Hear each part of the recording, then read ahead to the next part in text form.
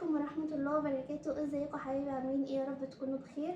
طبعا في هنا بسعادة وراحة بال وكل حاجة حلوة، وتحققوا كل اللي نفسكم فيه يا رب، ويبعد عنكم كل حاجة وحشة وكل شر، اللهم امين يا رب. ويرزق كل مشتاق الذرية الصالحة، ويشفي كل مريض، ويشفيك يا غادة يا رب يا حبيبة قلبي. ادعوا يا جماعة بالله عليكم عشان هي غالية على قلبي بجد. انا عاوزاكم النهارده في موضوع، ويا ريت استنى اما اسلم عليهم. ماشي يا ماما. السلام عليكم ورحمه الله وبركاته. حبايبي عاملين ايه؟ وحشني خالص خالص خالص.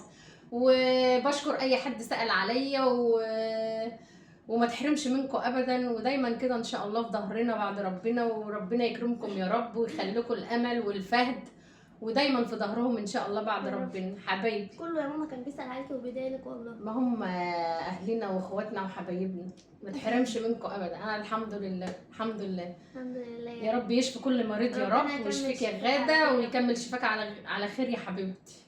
طبعا يا جماعة ماما سلمى كان يعني هي لسه ما زالت تعاني من ظهرها، إصابة في ظهرها، الفقرات والحاجات دي تقريبا كبرت خلاص. هتضايق عيال هتدوني. ماما سلمى ما بتريحش نفسها يا جماعة، طلوع نزول مشاوير، أيوة والله. طلبات يعني ممكن عادي، قلت لها كل حاجة نطلبها وتجيلنا وكل حاجة، بس خلاص يعني لازم اشوف الحاجه بنفسي واجيب الحاجه بنفسي. لا خلاص ما عادش الكلام ده، انا خلاص يعني البت دي ما عادش بتنزلني، بدأت معاها خطوات. بقت تطلب الحاجه كده بالتليفون، ماشي على هوايه، بس اعمل ايه؟ مضطرة. الدنيا بقت سهلة، انت مصعباها على نفسك. بصوا يا جماعة، الموضوع اللي انا عاوزاكم فيه النهاردة، يا ريت بما يرضي الله تكتبوا لي في التعليقات آرائكم، عشان هو موضوع حساس وموضوع صعب وبيتكرر كتير. فبالله عليكم بالله عليكم قولوا لي ايه رأيكم، او انا صح ولا غلط في اللي هقوله. ف يلا بينا. عايزين نتكلم على الحما اللي بتدور في الزبالة على أكل مرات ابنها، اللي كلت ايه، شربت ايه، عملت ايه. انت مين علشان تدوري في أكل البنت؟ لا هي يعني هي كلمتين للحما. أنا لسه بقى هجيب مرات الابن، أنا مانيش هسكت ماشي، وعايزين رأيكم وبما يرضي الله.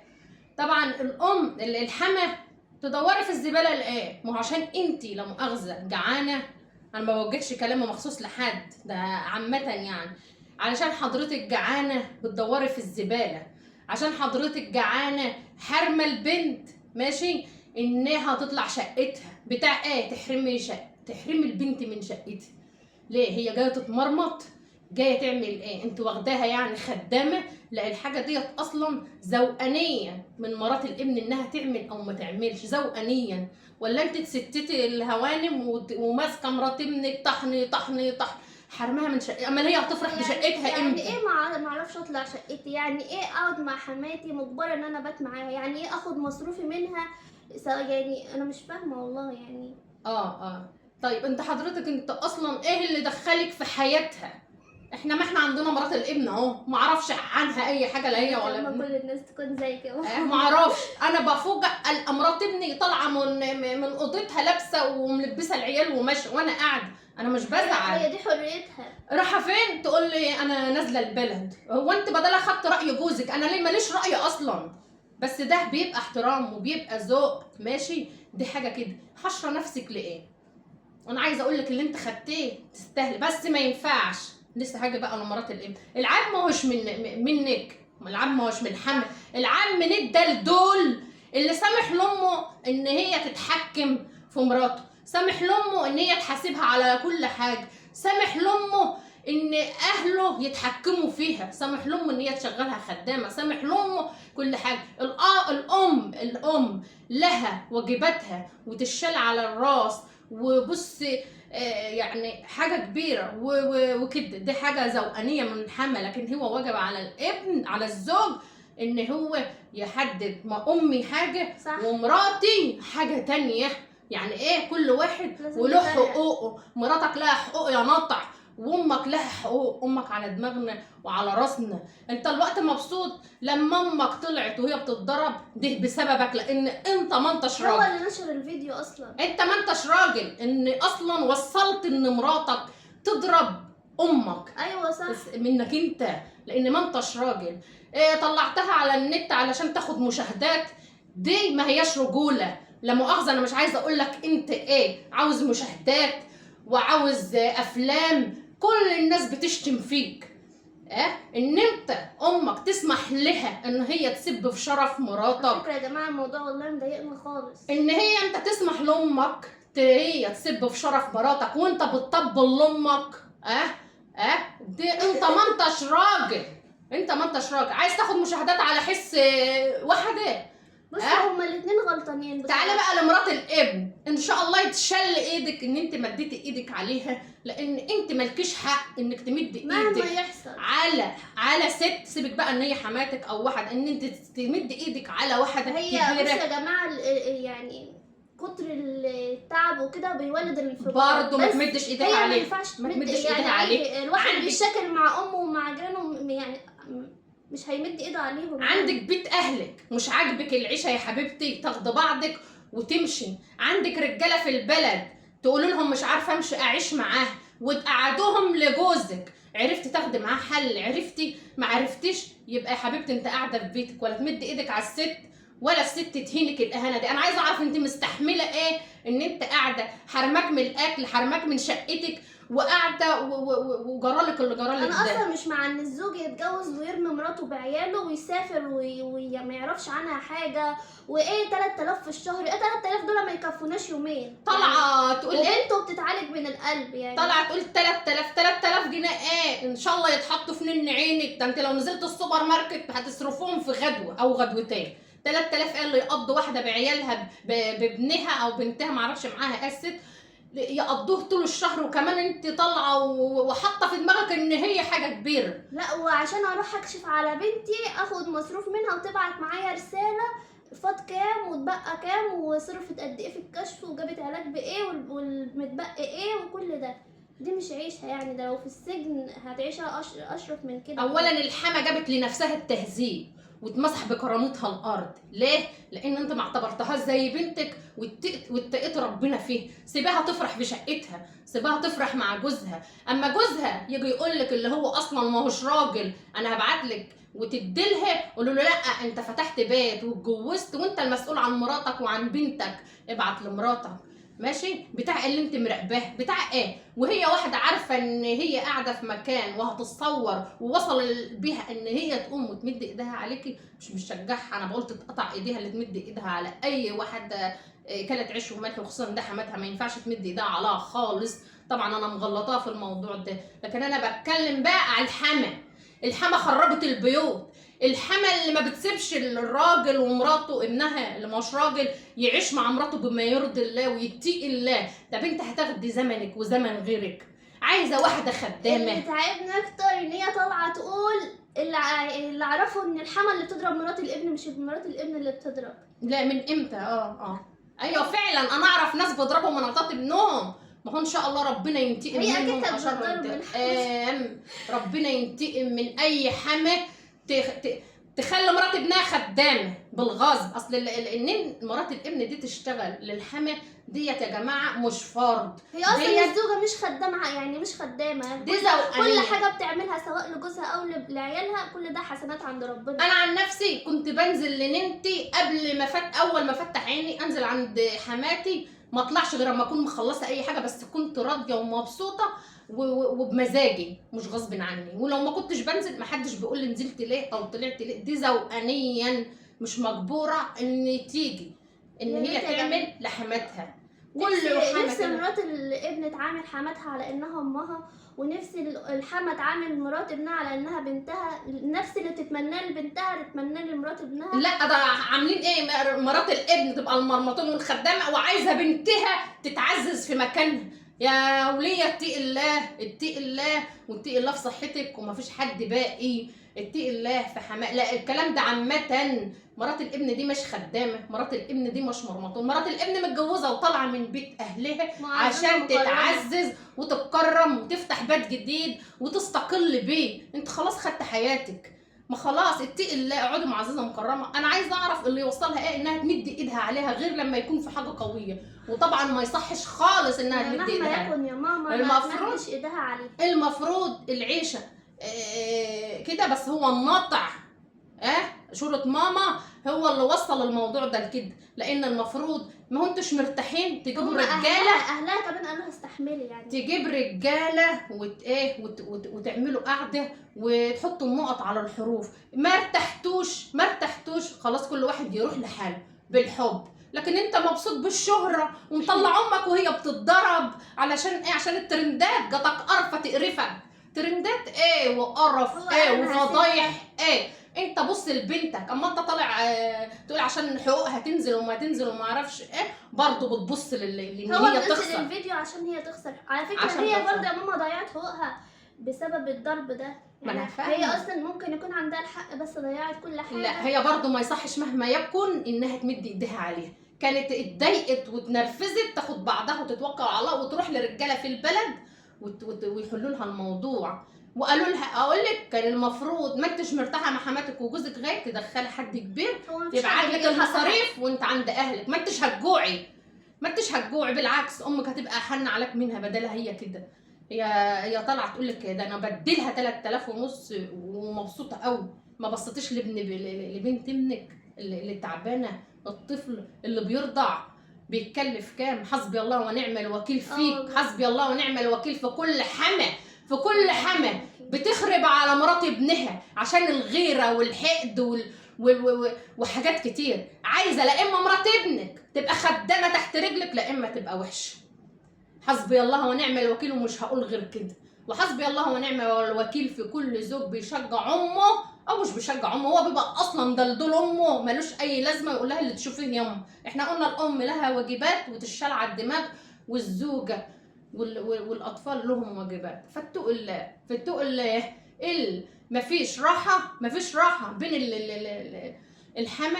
والله يا ريت انها تاخد لها شقه وتأجر وتكمل حياتها مع جوزها في امان. لان في حموات كده وعمات الكره ماسكهم والغيره بتبقى ماسكاهم من مرات ابنهم ماشي، ويقول لك لازم ما تقعدش هنا. وطبعا الراجل الدلدول اللي تشوفوه واللي تشوفيه يا يما وكده. فاحنا بقى انا طالعاني بقول لكل حما اتقي الله في مرات ابنك، اتقي الله. حتى لو مرات ابنك وحشه اتقي الله، قولوا له انت اخترت طريقك واتجوزت واحده واحنا ما احناش مرتاحين مع بعض. مش عيب اما تقولي ما احناش مرتاحين مع بعض وشوف لها سكن تاني. لا اما تخليها وكانها واحده مأجره عندك، ملكش عندها حاجه وسلام الله، وانت في حالك وهي في حالك. هتخسري ايه انت لما تعملي كده؟ انا نفسي افهم هتخسري ايه؟ هتخسري الجنه؟ لا ده انت هتكسبي الجنه. وحسبي الله ونعم الوكيل في كل حما تخرب على مرات ابنها. يا رب تشوفوا في بناتها لو لها بنات، يا رب تشوفوا في بناتها اللي تخرب على مرات ابنها، تشوفوا في بناتها. ما عادش عايزه اقول حاجه. والله بجد الموضوع يعني منرفزنا. انا متغاظه كمان من مرات الابن، يعني ان هي يعني انا ممكن تكون مظلومه فعلا وفاض بيها وكل حاجه، وده ممكن خلاص مش حاسه بنفسها من اللي عملته، بس ضيعت حقوقها وخلت الناس كتير ان هي تضيع حقوقها بالكلام عليها. ف يعني ربنا يهدي يا رب. مبسوط يا نطعي لما امك هو فعلا طبعا. يا ماما انا اكتر حد متضايقه منه الزوج، لان الزوج لو مش مسيطر ومش راجل سواء مع مراته او اهل بيته، ما اصلا مش يعني كل حاجه بقى بتبقى بره عنه وخارج ارادته. لا ده مبسوط ان الحاجه طلعت تتكلم في شرف مراته. طب بتقول كانت بتعمل حاجات في شقتها مش كويسه، ما عندك كاميرات، انت اصلا ست. اعوذ بالله لو في حاجه طلقها. هتطلعها، هي هتطلعها في كاميرات. انتوا يعني انت شكيت في مراتك طلقها، سيبها ابعد عنها بما يرضي الله من غير فضايح. لكن انتوا عايزين شهره وعايزين حكايات وعايزين افلام عشان هي اسمها اللي اتضربت ما اكيد حصل حاجه. وبرضه البنت ما كانش لك حق تمدي ايدك عليها، وبرضه انت تتجازي عشان مديتي ايدك عليها بجد. مش ان انت ضربتها وكل حاجه تروح لحالها، لا لازم تاخدي عقاب عشان انت تمدي ايدك عليها. كنت على طول اتضايقت منها تاخدي بعضك وتمشي. بس ده اللي اعرفه. امك ما استقبلتكش في بيتها، تروحي لخالك، تروحي لعمك، تروحي لاي حد، تروحي لحد من الجيران، تروحي لحد كبير في البلد تقول لهم مش قادره اعيش مع الست دي وانا جوزي مقوها عليا. ساعتها بقى يبقى ليك حق والناس تكلمه ويقولوا ابعت مصاريف لبنتك. هي برضه امها اكيد تعبانه بسبب بنتها مريضه ما تمدش وبترضع وادويه وكل حاجه ومفيش فلوس ومفيش اكل. يعني حماتها بتقول عاوزه تاكل وعاوزه تشرب، انت عايزاها تعيش بالطاقه الشمسيه يعني ولا يعني؟ انا مش فاهمه. هي ما تمدش ايدها عليها، بس كانت بعتتها لي وانا ظبطها لك. لا من الحما والعمات. والله هي حكايه الحما ومرات الابن دي هتفضل مستمره معانا لحد ما نموت، ويجي اجيال غيرنا ويجي. بصوا هي حاجه كده ما احنا اهو. فانا اي نصيحه لاي بنت، اتجوزي راجل طبعا هتبقى عارفاه في فتره الخطوبه، بيعرف يديكي واجباتك ويدي لمامته واجباته، وطبعا اللي ملوش خير في اهله ملوش خير في حد. ما احنا قلنا الام لها حقوق وتشال على الراس. واول نصيحه ما تقعديش في بيت عيله نهائي غير لما تتاكدي ان هم فعلا حابينك وهتكوني زي بنتهم، وجوزك هيعرف يفرق بينك وبينهم. ده اللي اقدر اقوله، ويبقى ليكي برضو حياتك الشخصيه الخاصه وكل حاجه. فطبعا يا جماعه بالله عليكم قولوا رايكم في الكومنتات، وماما عندها حق ولا لا، لان احنا شفنا الفيديو بصراحه كنا متعاطفين مع الحما جدا جدا جدا. تاني يوم صحينا اتعاطفنا بقى مع مرات الابن، بس برضو هي غلطت نفسها ان هي مدت ايديها على ست كبيره. يعني هو ده راينا والله بكل صراحه. فيعني ربنا يهدي يا رب، وربنا ياخد الوحش، بس ربنا ما ياخدش الوحش يا رب. هم الحلوين اللي بيروحوا الوحشين قاعدين، حسبي الله ونعم الوكيل في كل حما او عمه تخرب على مرات ابنها، ينتقم منها ربنا وتشوفه في صحتها وعافيتها بحق لا اله الا الله. هبطلك.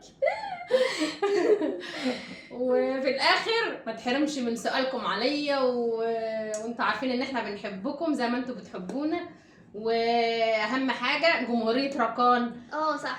فين جمهوريه ركان يا جماعه؟ فين جمهوريه ركان؟ شجعوا ركان، كبروا قناه ركان، لان ركان ده ابنكم ومحدش هيقف معاه غيركم. محدش هيقف مع ركان غيركم. جاي على الصوت. حاضر يا قلب مام، حاضر. يلا طبعا يا جماعه ما تنسوش اللايكات، وما تنسوش تكتبوا لي في الكومنتات كلامكم الحلو، وما تنسوش تدعوا لماما سلوى، وما تنسوش تقولوا لها يلا اظهري يا ماما سلوى، احنا زهقنا خلاص. اللي عايز نظهر ايوه ما تيجي تقولوا خلاص يعني ما عندوش مصدقين. لا والله هظهر والله ان شاء الله يا جماعه ان شاء الله. والله كل ما نظهر حاجه تحصل وكده يعني فبقوم ماجلها شويه. لا يا جماعه بيحصل لنا حاجات يوميا يعني الحمد لله. بصوا مش عاوزه اقول لكم ما بعرفش امسك التليفون منها، يعني حاجات بتحصل ما اعرفش حاجه عن تليفوني، فمش هعرف اصور ومش هعرف امنتج يعني الحمد لله على كل حال والله. بس انا ما بحبش اطلع اقول لكم الحاجه السلبيه عشان انتوا اتعودت مني على كده، وما بعرفش اصلا احكي على حاجه خاصه حصلت. بقول لها سيبيني وانا احكي، والله امل اللي ماسكاني ما بتخلينيش احكي حاجه. انا واحده مسلمه، انا عايزه افتح قناه مخصوص تبقى ليا احكي. مشاهداتك هتعلى. هتبقى مشاهدات ما اقول لكم يا جماعه والله يعني محدش واخد منها حاجه يعني انا منفجر او خلاص اجيب اخري بدب في الارض اعيط اصوت اصرخ اكسر حاجه، لكن ما مدش ايدي على حد يعني ما ينفعش. اعتبرها مامتك، يعني انت لما تتخانقي مع مامتك اكيد مش هتمد ايدك عليها يعني. وبرده ما فيش برضه ما فيش هتطلع تقول على بنتها كلام مش كويس وتحرمها من الاكل والشرب. فيا ريت كل واحد يعامل التاني بما يرضي الله يا جماعه. وحسبي الله ونعم الوكيل فيك يا زوج يا وحش. انت نشرت الفيديو وعملت ترند، انت اتكلمت على مراتك، وانت اللي قلت مش هاخد حقوقها مش هتاخد حاجه، وانت اللي عملت كل حاجه. بص لشويه الخشب، بص لبنتك جاتك نيله الست اصلا لو كارهه العيشه هتستغنى عن كل حاجه. ف يعني حسبي الله ونعم الوكيل في كل ظرف. فانت كان ممكن انت شفت الفيديو خلاص كان ممكن تنزل تحل الموضوع عادي، يعني بينك وبين مراتك وامك، عايز تعمل فيها ما بدالك، عندك القانون، عندك اي حاجه، عندك ناس كبيره، فما كانش لازم تنشره على النت. يعني كنت هتاخد ايه يعني؟ امك اتشتمت ومراتك اتشتمت. فيلا المهم تكون اتبسطت وارتحت. اللي جايب علبه مكياج ب 4000 جنيه اصلا بيتكلم في الحاجات دي جايب لها علبه مكياج ب 4000 جنيه 4000 جنيه علم الروج دلوقتي ب 500 جنيه. فانت يعني اللي بيتكلم في الحاجه دي وقاعده في شقه انسان جعان. اما انتوا كنتوا عايزين تقعدوها فين يا بنت؟ انت كنتوا عايزين تقعدوها فين؟ هي اصلا يعني تبنوا لها في الصحراء. واحده متجوزه وداخله بيت مقعدينها في شقه وفي عفش وجايب لها علبه مكياج ب 4000 جنيه. جاتكم حزن على عفشكم وعلى شقتكم وعلى عيشتكم الهبال. الواحده تقعد في كوخ متعرش بس يبقى معاها راجل مش دلدول. صح يا ماما والله، يعني الحمد لله على كل حال. يعني الست بتبقى في بيت اهلها معززه مكرمه، يعني كانت يعني بتتخدم. يعني انا يعني بتبقى كده قاعده على السرير، يجي لها الاكل والشرب، بتطلع براحتها، بتصرف براحتها، بتاكل، محدش بيبص لها في الاكل، كل حاجه. تتجوز عشان تتهان؟ لا طبعا، الست بتتجوز عشان يعني جوزها يشيلها فوق راسها ويعمل لها قيمه كمان ويعني لو ما فيش كده، لو انت مش كبيره في عين جوزك وقيمتك كبيره عنده، ما تتجوزيش. واكيد يعني في فتره خطوبه وفتره الخطوبه دي بتبين كل حاجه على فكره. والله العظيم انا بقوم من النوم وببقى قلقانه واقول قبل ما سلمى وعيالها يصحوا عشان اطبخ، عشان انضف والله. المطبخ، عشان لا، حبا في ابني وحبا في ولاد ابني وحبا في مرات ابني، وعايزه الدنيا تمشي والعيشه تمشي. لو انا ما اقف على الحوض اغسل وعيتان خلاص هو احنا عندنا البهايم ما عندناش حاجه. احنا يعني الموضوع مش كبير يعني. فعادي يعني مرات الابن تمشي بدل ربنا، الحما تمشي بدل ربنا مقدره. انت ما خلاص انتش ربنا ما بقاش مقدرك، ما انتش قادره يا حبيبتي تعملي مصلحه بالحب. تعالي يا مرات ابني انا مش قادره بالحب والله، مش قادره هتعملي. خالص. في يعني كلنا طبعا بنشتغل عند بعض، كلنا بنساعد بعض. في ممكن تجيبي حد يساعدك، عامله تساعدك، ربنا يرزقها على ما هي مش هتحصل للدرجه دي يا امل يعني. لا عادي، انت مش قادره عادي. لا، في ناس عاجزه بتركن وبتعمل مصالحها، مش شرط ايوه يعني لا انا بقول يا ماما يعني عادي، يعني ايه المشكله يعني؟ ما عندكش بنت تطلبها تعمل لك؟ ولا البنات بتوعك يا اخت خط احمر وبنات الناس خط اسود ومهبب؟ خلاص يلا. يلا يا امل اقفلي الفيديو. يلا يا حبيبتي، يلا يا حبيبتي، يلا يا جمهورية ركان شجعوه، فهد ملوش غيركم بعد ربنا، وجمهورية ايمن وسلمى. تصدقني نسيت العيال دي هما فين؟ جمهورية ايمن وسلمى، وقولوا لسلمى كده تتجدعن وتشتغل. البنت ده لما بتنزل البلد اصلا بتنسى انها ترن علينا تليفون. والله.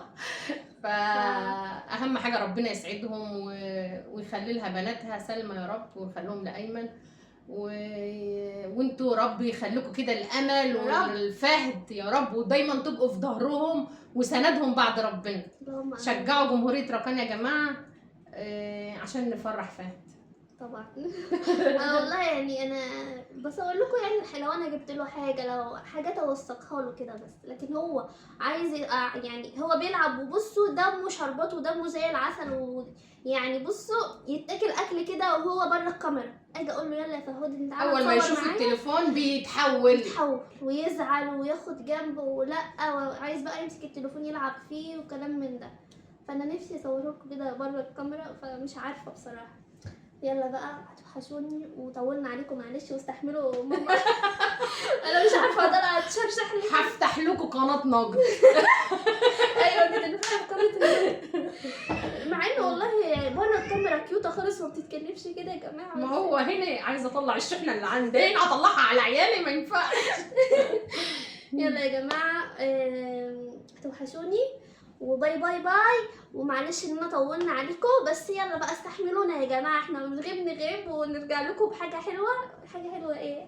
هي دي حاجه حلوه؟ لا والله عادي، ما كله بيتكلم فيها يعني، فاهمه؟ لقيت كله بيتكلم فيها، وانا ده قلت لازم اطلع نقول راينا يعني. اصلا انا وامل كل شويه عمالين نتكلم في الموضوع، هي على سرير وانا على سرير، هي تقول كلام وانا اقول كلام. راي بعض. قلت لها تعالي يا امل نعمل طب يا ماما هي الحما اللي غلطانه ولا مرات الابن؟ عمالين نشوف بعض، الاثنين غلطانين. يعني اتقوا الله بجد والله. يعني ربنا يسامحكم يا رب، وربنا يعني يفك ضيقتها، وربنا يهديكي يا حماتها. والمفروض ان انت حاجه بيت الله يعني، وعارفه المفروض يعني الكلام للجميع يا جماعه، مش حما بقى معينه. تصفي كل ذنوبك دي وترجعي حد تاني كده. بس يعني تقريبا انتوا واخدين الحج ده فسحه ولا ايه، مش عارفه. باي باي باي. حطوا لايكات واكتبوا كومنتات وقولوا لي ايه رايكم تحت. باي.